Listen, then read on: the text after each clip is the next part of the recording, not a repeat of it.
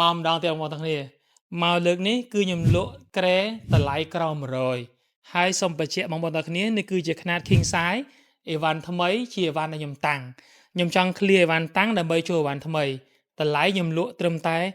$95ទេអញ្ចឹងបងប្អូនទាំងគ្នាឃើញសុភណភាពសម្រាប់នៅក្នុងការលក់អីវ៉ាន់តាំងនេះខ្ញុំមានចំនួន5ក្រែហើយមាន3ម៉ូតអញ្ចឹងម៉ូតទី1ណាអូ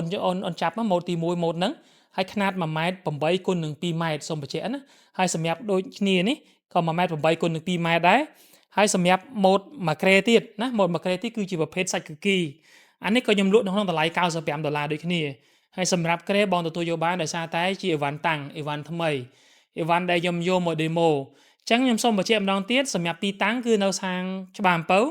អីវ៉ាន់មាន5ក្រែ1 2 3ហើយមាន2ម៉ូតទៀតណាអូនជើញមកមើលតិចមកថតតិចមកហើយអញ្ចឹងសម្រាប់បងប្អូនណាដែលគាត់មកតន់ទិញមកបានមុនគេគឺគាត់ចំណេញគាត់ទទួលបានក្រែនេះក្រែម៉ូតនេះសូមបញ្ជាក់ណាអូនចូលគៀកមកគាត់ចូលគៀកតិចមកដើម្បីបង្ហាញគាត់ថានេះក្រែប្រភេទពណ៌ទឹកដោះគោនេះមួយ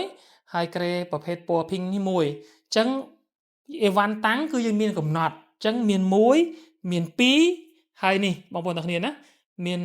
3មាន4ហើយនឹងមាន5ហ្នឹងណាបងប្អូនទាំងគ្នា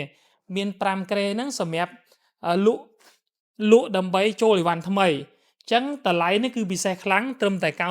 $95ហើយមានតែប៉ុណ្្នឹងឯងអញ្ចឹងបងប្អូនណាឃើញ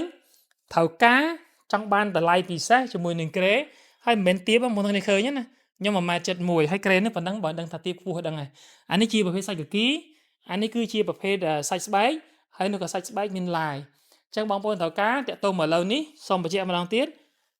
ត្រឹមតែ$95បងបានក្រែនេះមួយអញ្ចឹងបើសិនជាបងត្រូវការតាក់ទងមកឥឡូវនេះអរគុណច្រើន